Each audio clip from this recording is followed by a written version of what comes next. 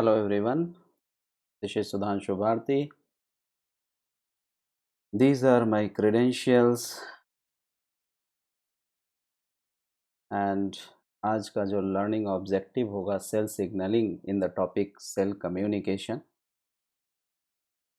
इससे पहले ये बता दूं कि अनअकैडमी के प्लेटफॉर्म पे daily live classes, live test and quizzes with various structured courses unlimited access के साथ अवेलेबल हैं।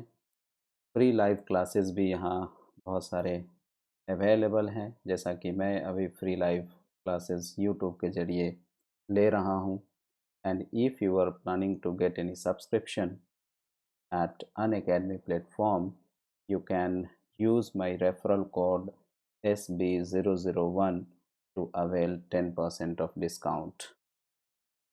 So, आज का जो हमारा लर्निंग ऑब्जेक्टिव है that is called cell communication. और सेल कम्युनिकेशन में हम लोग ये टर्म पढ़ेंगे सेल सिग्नलिंग। सेल सिग्नलिंग में सबसे पहले तो हम जाने सेल है क्या। सेल को हम लोग डिफाइन करते हैं structural, functional and hereditary unit of life. और इस सेल का जो एग्जिस्टेंस है ये दो तरीके से हो सकता है, या तो सेल यूनिसेल्यूलर फॉर्म में या फिर मल्टी सेलुलर फॉर्म में एग्जिस्ट कर सकता है। ओके, तो ये सेल अगर यूनिसेल्यूलर है या फिर मल्टी सेल्यूलर है तो अपने सराउंडिंग को, अपने इन्वायरमेंट को कैसे सेंस करता है। तो they senses their environment by cell signalling और सिग्नल ट्रांसडक्शन के थ्रू ये अपने इन्वायरमेंट को सेंस करते हैं। और इस दरमियान यानी सिग्नल ट्रांसडक्शन के दरमियान कुछ क्या हैपनिंग्स होते हैं। तो signal transduction is the conversion of some type of signal from one physical form to another. ठीक वैसे ही जैसे कि हम टेलीफोन में देखते हैं कैसे इलेक्ट्रिकल सिग्नल साउंड वेव में कन्वर्ट होते हैं। जो हम बोले वहाँ पे मॉड्यूलेटर एंड डीमॉड्यूलेटर होते हैं, जो कि हमारे साउंड एनर्जी को इलेक्ट्रिकल एनर्जी में कन्वर्ट करा करके दूसरे के पास पहुँचाया, और फिर वहाँ पे इलेक्ट्रिकल एनर्जी फिर कन्वर्ट होते हैं साउंड वेव में, और वो कान पे या ईयर पे जाके इम्पैक्ट डालते हैं। तो जैसे कि एक टेलीफोन में इलेक्ट्रिकल इम्पल्स साउंड वेव में कन्वर्ट होता है, ठीक उसी तरीके से एक सेल में सिग्नल मॉलिक्यूल एक सेल के द्वारा सीक्रेट हुआ, जिसको कि सिग्नलिंग सेल बोलेंगे, और दूसरे के द्वारा रिसीव हुआ जिसको कि हम लोग टारगेट सेल बोलेंगे। ठीक है, और ये जो सिग्नलिंग मॉलिक्यूल जो रिसीव करते हैं वो वाया रिसेप्टर्स रिसीव किए, और रिसीव करके उसका फिर कोई रेस्पॉन्स वो प्रोवाइड करेंगे, यानी to make some response, right. तो सेल सिग्नलिंग का ये बेसिक मॉड्यूल है। और हम जानते हैं कि सिग्नलिंग, सेल सिग्नलिंग जो है सेल टू सेल कम्युनिकेशन, हम लोग cell coordination and chemical coordination and electrical coordination के संदर्भ में पढ़ते हैं। तो यहाँ भी कई सवाल हैं कि भाई सेल एक दूसरे से कम्युनिकेट करता है तो सिर्फ इलेक्ट्रिकल कंडक्शन से, यानी कि नर्व सेल जैसे वो काम करता है, सिर्फ उसी से क्यों नहीं काम कर लेता। फिर ये केमिकल कंडक्शन की ज़रूरत क्यों पड़ती है, केमिकल कम्युनिकेशन की ज़रूरत क्यों पड़ती है, खासकर जैसे हार्मोन्स के केस में देखते हैं। तो दैट इज़ अनदर टॉपिक जो कि अभी बियॉन्ड द हमारे जो आज का जो टॉपिक है उससे ये अलग है, वो कभी और हम लोग डिस्कस करेंगे कि ये अलग अलग क्यों है। हम लोग इंडोक्राइन सिस्टम और नर्वस सिस्टम दोनों कंट्रोल एंड कोऑर्डिनेशन का काम करते हैं, तो एक ही से पूरा मेरा शरीर काम क्यों नहीं चला लेता है। चलिए, तो ये जो कम्युनिकेशन सिस्टम है इसके कुछ रिक्विजिट कंडीशंस हैं। And cell must be ready to respond to essential signals in their environment, right. And these are often chemicals in the extracellular fluid from distant location, जैसे कि सिग्नलिंग बाय हार्मोन्स के through, वो आगे हम देखेंगे, या फिर नियर बाई सेल्स को अगर वो कम्युनिकेट करता है तो वो साइटोकाइंस के थ्रू, या फिर अपना ही कुछ केमिकल सीक्रेट कर खुद को ही सिग्नल देता है, यानी even secreted by themselves itself. Okay, तो long range allostery is often a significant component of cell signaling event, right? तो सेल सिग्नलिंग में ये कितने तरह के होते हैं cell signalling? Based on distance travelled, जो जो डिस्टेंस ट्रैवल करते हैं उसके आधार पे हम लोग सेल सिग्नलिंग को 4 पार्ट में बेसिकली बांटते हैं। कहीं कहीं ये 5 टाइप मिलेगा, लेकिन वो 5वें टाइप को भी हम इसी में 4 में समाहित किए हुए हैं, बताएंगे। The first type is autocrine signalling, यानी खुद ही सेल्फ पे, अपने ही सेल्फ पे अगर एक्ट करे, act on self cell, then it is known as autocrine.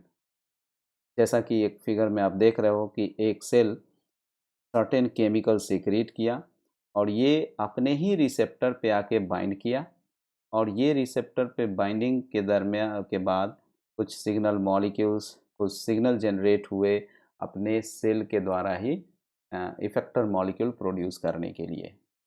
ठीक है, तो ऑटोक्राइन सिग्नलिंग में क्या हुआ कि where cell secrete a chemical which binds on the receptor of itself, अपने ही सेल के रिसेप्टर पे बाइंड करे और कुछ इफेक्टर मॉलिक्यूल प्रोड्यूस करे, then it is known as autocrine signalling. और जैसे कि इसमें एग्जांपल इम्यून सेल्स के आ सकते हैं, ट्यूमर सेल्स बहुत अच्छे एग्जांपल हैं, या कल्चर्ड सेल, लेबोरेटरी में जो सेल कल्चर करते हैं वो एक इसके बहुत ही अच्छे एग्जांपल्स आते हैं। Next is the paracrine. Paracrine local और नियर बाई सेल्स। देखिए, हम सेल सिग्नलिंग का जो ये टाइप पर हैं बेस्ड ऑन डिस्टेंस ट्रैवल की बात करें, कितना डिस्टेंस ट्रैवल किया, तो ऑटोक्राइन में बहुत ज़्यादा डिस्टेंस की ट्रैवल करने की बात नहीं है, वो बस बाहर निकला और अपने ही रिसेप्टर पे बाइंड करके अपने ही सेल को सिग्नलिंग दिया कुछ काम करने के लिए।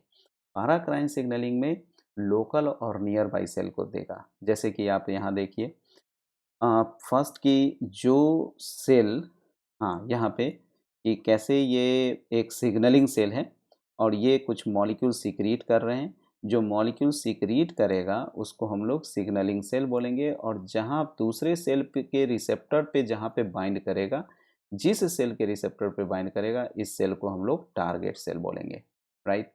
तो लोकल मीडियम में ही आसपास के सेल पे ये बाइंड करेगा, टारगेट सेल, ठीक है, then it is known as paracrine. और जैसे कि इसी में हम लोग एग्जांपल लेते हैं, chemical transmitted from nerves to muscles, this is called paracrine. Okay, local और नियर बाई सेल्स में जाना। The next one is endocrine. Endocrine long distance travel करना। एक यहाँ सेल है, जैसे कि इसमें हम बता रहे हैं कि एक सेल है, एक अलग सा सिंपल सा फिगर भी बना सकते हैं, दूसरा सेल लॉन्ग डिस्टेंस पे है और ये ब्लड वेसल है, यहाँ पे आपका टारगेट है, ये टारगेट सेल है, ये मेरा सिग्नलिंग सेल है।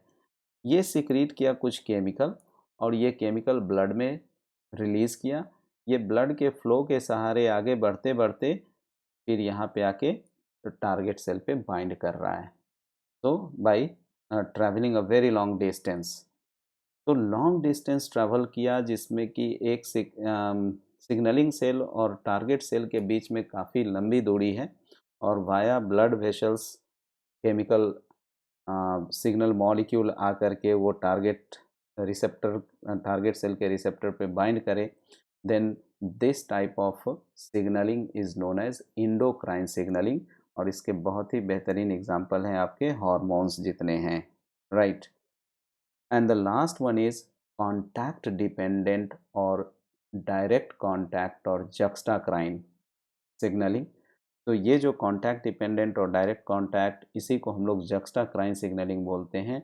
ये डायरेक्ट फिजिकल कॉन्टैक्ट होते हैं सेल टू सेल, यानी कि ये जो है इसमें no signal molecule released in extra cellular space. Extra cellular space में सिग्नल मॉलिक्यूल को जाने की ज़रूरत नहीं है। जैसे कि यहाँ सिग्नल मॉलिक्यूल, सिग्नल सेल्स हैं, ये जैसे ही सिग्नल मॉलिक्यूल को रिलीज़ किया, टारगेट सेल के रिसेप्टर पे आके बाइंड कर गया, ठीक है, मेम्ब्रेन बाउंड सिग्नल मॉलिक्यूल जो है, यानी कि एक सेल सिग्नलिंग मॉलिक्यूल का जो सिग्नलिंग सेल से जो केमिकल रिलीज होंगे वो मेम्ब्रेन बाउंड होंगे, राइट। इसको हम यहाँ देख सकते हैं ऐसे कि एक सेल है, इसके द्वारा केमिकल जो सीक्रेट हुआ ये मेम्ब्रेन बाउंड है, और इसी को दूसरा सेल ना रिसीव किया रिसेप्टर से, वो भी मेम्ब्रेन बाउंड है। तो direct membrane bound chemical binds with membrane bound receptor of target cell, या यूं कहें कि membrane bound chemical of signalling cell binds with membrane bound receptor of target cell to perform any function, उसको बोलेंगे जक्स्टाक्राइन signalling, या फिर direct contact signalling, या फिर कांटेक्ट डिपेंडिंग सिग्नलिंग बोलेंगे। इस तरह के सिग्नलिंग में हमको एक्स्ट्रा सेल्यूलर स्पेस की ज़रूरत नहीं होती है ट्रैवल करने के लिए केमिकल को, और इस तरह के सिग्नलिंग जनरली इम्यून रिस्पॉन्स में देखे जाते हैं, एंटीजन एंटीबॉडी रिएक्शंस वगैरह में। ओके, तो ये 4 तरह के बेसिक सेल सिग्नलिंग टाइप्स हैं based on distance travel. Hopefully ये आपको अच्छा लगा होगा, एंड ये इंफॉर्मेटिव रहा तो आप hit the bell, like the bell icon button, and if you are planning to join any course at Unacademy platform, you can use my code SB001 for 10% discount. Thank you very much.